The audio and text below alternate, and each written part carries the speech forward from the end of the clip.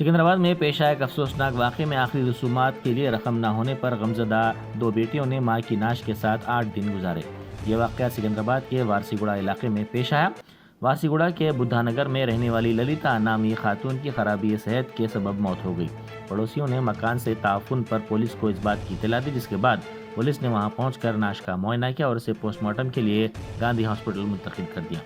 Police ने कहा कि ललिता की मौत 4 दिन पहले हुई थी और पुलिस ने अपनी इब्तदाई रिपोर्ट में बताया कि दिल का दौरा पड़ने से इसकी मौत हुई और इसकी अचानक मौत पर इसकी 2 बेटियां काफ़ी जहनी दबाव का शिकार हो गई, जिसके बायस उन्होंने मां की नाश को एक रूम में रखा और दूसरे रूम में 8 दिन गुजारे।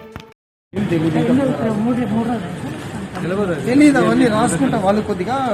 మానసికంగా డిస్టర్బ్ ఉన్నారు కొద్దిగా కొంచెం బాగాలేదు అంటే వారం రోజులు చనిపోయి సార్ చనిపోయి వారం రోజులు అయింది తెలీదు డాక్టర్ చెప్పారు